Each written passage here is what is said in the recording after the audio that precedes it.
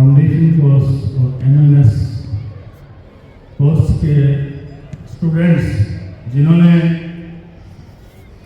अपनी test series में अच्छा स्थान प्राप्त किया, ऐसे सभी प्रतिभावान विद्यार्थियों के इस सम्मान समारोह में उपस्थित फाउंडेशन की व्यवस्था को संभालने वाले, एमएनएस की व्यवस्था को संभालने वाले सभी फैकल्टी मेंबर्स और स्टूडेंट्स, एक प्रश्न मैं करना चाहूंगा। एक फाउंडेशन स्टूडेंट और एक जनरल स्टूडेंट में क्या डिफरेंस होता है? फाउंडेशन स्टूडेंट्स में से कोई बताए? जैसे मान लीजिए पिछली क्लास में आप एक जनरल क्लास का स्टूडेंट थे और इस वर्ष आप फाउंडेशन क्लास का स्टूडेंट थे, आप क्या डिफरेंस महसूस कर रहे हैं? कोई भी हाथ खड़ा करे, जो कुछ महसूस कर रहा हो हाथ खड़ा करे। कुछ भी महसूस नहीं हो रहा है। हिम्मत करो लेकिन अनुष्का, कोई भी बताओ बेटा। यादव जी जाओ, किसी न किसी को दो। Yes, is it available? Please, raise your hand. What to say? Whatever was your answer, please give. Either is right or wrong, doesn't matter. Yes. Foundation हम इसलिए करते हैं ताकि हम अपनी नींव पहले से मजबूत कर लें ना। मैं ये नहीं पूछ रहा कि आप किस लिए कर रहे हैं, मैं ये पूछ रहा हूँ आप क्या डिफरेंस महसूस कर रहे हो जनरल क्लास में और फाउंडेशन क्लास अपने आप में? हम कुछ एक्स्ट्रा सीख रहे हैं। सीख रहे हो। और कोई?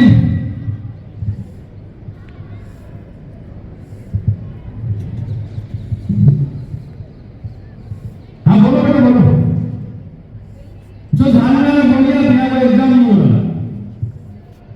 फाउंडेशन में हमारे टैलेंट को जांच पा रहे हैं। ठीक है। एक मेरा दूसरा प्रश्न है, एक क्लास में 40 स्टूडेंट हैं, एक स्टूडेंट 99 पे रहता है, 100 पे रहता है और एक स्टूडेंट 40 पे रहता है। दोनों स्टूडेंट सेम हैं, सबके एक ही सिर है, एक ही नाक है, दो कान है, दो आंखें, एक मुंह है, दो हाथ है, दो पैर है। उसके बाद ये 100 और 40 का डिफरेंस क्यों? इसके बारे में आप क्या सोचते हैं? हाथ खड़ा करें तो बताना चाहिए। हाँ दो।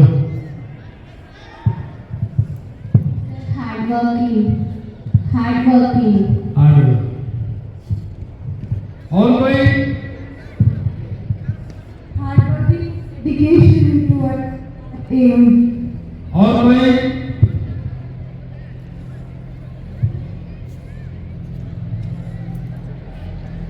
ठीक है। मेरा तीसरा प्रश्न है, स्टूडेंट, क्योंकि आप स्टूडेंट इसलिए कहना चाह रहे हो, जो कुछ उसका एम है उसको प्राप्त करता है, उसमें किन किन चीजों का रोल रहता है? अभी जैसे पहले वाला जो क्वेश्चन था 100% वाला है, तो उसमें रोल किस चीज का है? बॉडी का है, ब्रेन का है, या जो भी? हाथ खड़ा कर। सर हार्ड वर्किंग का। तो पहले हो जाएगा। और कोई? सर हार्ड वर्किंग और ब्रेन। ब्रेन। ठीक।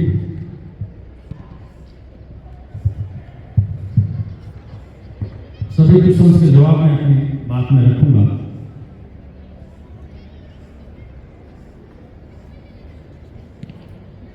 सामने हमें जो स्थूल रूप में दिखाई देता है वो बॉडी, शरीर, जिसमें हाथ भी होता है, पैर भी होता है, सारे पार्ट्स होते हैं बॉडी। और जनरली हम ये मानते हैं कि मेमोरी का काम, अंडरस्टैंडिंग का काम, एप्लीकेशन का काम, ये सब ब्रेन करता है, मस्तिष्क। और 100% ये काम ब्रेन का है। लेकिन एक जो महत्वपूर्ण चीज है जिसका पर ध्यान नहीं जा रहा, जिसे हम बातों में यथार्थ में ब्रेन के ही एक पर्यायवाची के रूप में काम में लेते हैं, माइंड। वो स्थूल नहीं है, दिखाई नहीं देता है, सूक्ष्म है, जिसको हिंदी में बोलते हैं मन।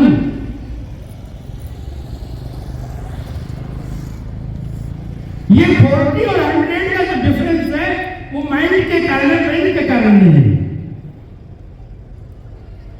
अब यहां आप 150-200 विद्यार्थी बैठे हुए हैं, घंटे से कार्यक्रम चल रहा है, अलग अलग विद्यार्थियों की पोजीशन अलग अलग है। किसी का ध्यान एकदम सामने वाले पे है और वो जो बात कह रहा है बिल्कुल सीधा, वो डायरेक्ट उससे जुड़े हुए हैं।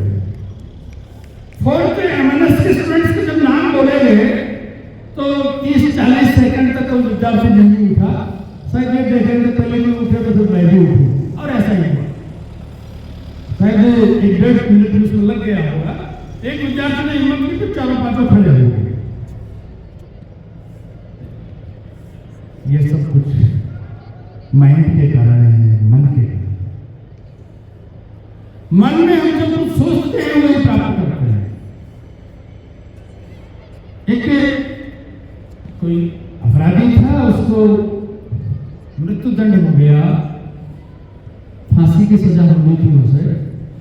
तो एक साइकोलॉजिस्ट के मन में विचार आया कि हमें एक प्रैक्टिकल करना चाहिए। जनरली ऐसा ही होता है कि किसी ऊंचाई की जगह पे खड़ा करके उसके गले में फंदा डाला जाता है और फिर वो नीचे के केबल निकाल ली जाती है, वो झुक जाता है और गले में उसकी थोड़ी देर में मृत्यु हो जाती है। तो साइकोलॉजिस्ट को उस अपराधी के पास गया, उससे कहा कि भाई तुम्हें फांसी की सजा होगी? ये बोला तो एक प्रस्ताव है मेरा, फांसी पे लटकोगे तो शायद आपकी डेथ होने में थोड़ा समय लगेगा, 1 मिनट जो भी है, सेकंडों में आपकी डेथ हो जाए तो आपको तकलीफ नहीं होगी। क्या आप स्वीकार कर दो? कहां दिक्कत है, मुझे तो मरना है, कैसे मारो क्या है? तो उसने कहा कि कोबरा सांप आने वाले हैं, कोबरे सांप से आपको डसवाएंगे, तो जो ही कोबरा सांप आपको डसेगा तत्काल आपकी डेथ हो जाएगी। ना, मुझे कोई प्रॉब्लम नहीं। जहां फांसी दी जाने तो उस व्यक्ति को वहां ले जाएगा, उसकी आंखों पर पट्टी बांधेगी और पट्टी बांध करके फिर उसके सामने, जैसा कि उसे पहले कहा गया था, कोबरा सांप लाया जाएगा। कोबरा सांप नहीं लाया गया, अल्पिन सुल्पिन जो होती है वो ले जाकर उसकी अंगुली में चुभोएगी और तत्काल सेकंड में उसकी डेथ। उसका मन, मस्तिष्क, सब कुछ जब उसके सामने ये प्रस्ताव रखा गया था कोबरा सांप वाला, उसके बाद यही सोचने लग गया था, मुझे कोबरा सांप डसेगा और मेरी डेथ हो जाएगी। आश्चर्य तो तब हुआ जब उसकी डेड बॉडी को ले जा करके लैब में और जब टेस्ट किया गया तो उस व्यक्ति की बॉडी में वही पॉइजन पाया गया जो कोबरा सांप के कारण होता है। वो पॉइजन मिला। अब आप अनुमान लगा लो मन का कितना रोल है। आप जीवन में कुछ भी करना चाहते हैं, जीवन में कुछ भी प्राप्त करना चाहते हैं,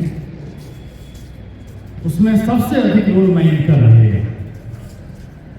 ब्रेन का रोल है, बॉडी का रोल है, लेकिन सबसे अधिक जो रोल है वो माइंड का है। बॉडी को अधिक से अधिक काम में लेना है, ब्रेन को अधिक से अधिक काम में लेना है, लेकिन माइंड को अधिक से अधिक कंट्रोल करना है, मन को अधिक से अधिक नियंत्रित करना है। और उस मन को नियंत्रित करने का एक ही उपाय है। मन भी सूक्ष्म है और एक चौथी चीज मैं और नाम ले रहा हूं, वो भी सूक्ष्म में दिखाई नहीं देती, वो है सोल, आत्मा।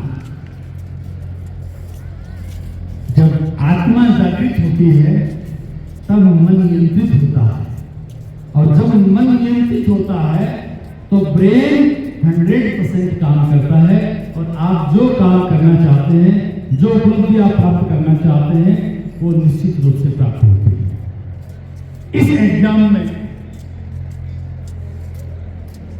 जिन विद्यार्थियों ने अच्छा किया वो पुरस्कृत हुए,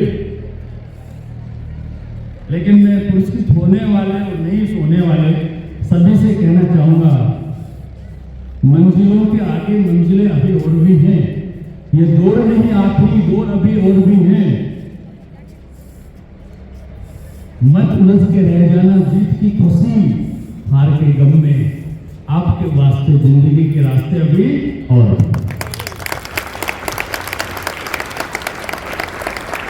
व्यक्ति के जीवन में क्या कितनी परीक्षाएं आती हैं, कितने दौर आते हैं,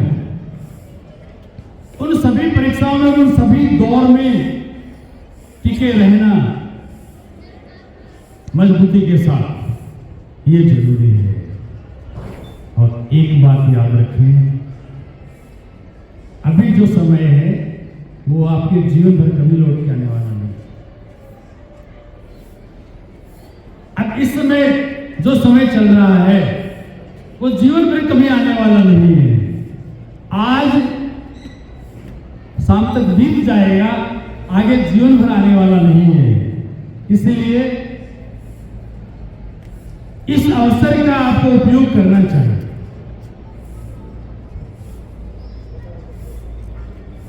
व्यक्ति यदि अवसर को खो देता है फिर सिर्फ पश्चाताप करना पड़ता है। इसलिए अभी आपका जो ये विद्यार्थी जीवन है,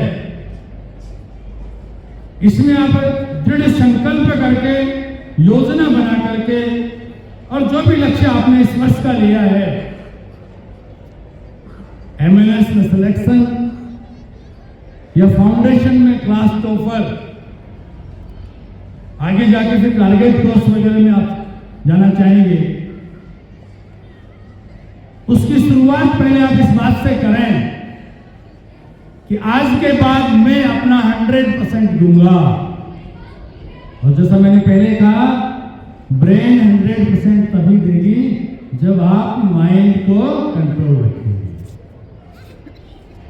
तो माइंड को कंट्रोल रखते हुए, ब्रेन को 100% काम में लेते हुए, और अभी एक दो बच्चों ने जो हार्ड वर्ड यूज किया था उसका भी रोल है, वो भी करना पड़ेगा आपको।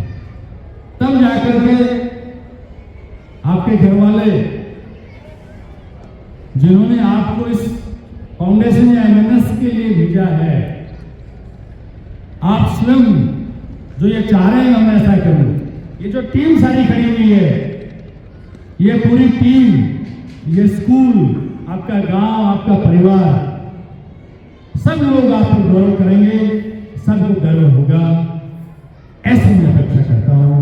एक नोट और करना चाहूंगा। 11 अक्टूबर 2022 को अपने विद्यालय में कार्यक्रम हुआ था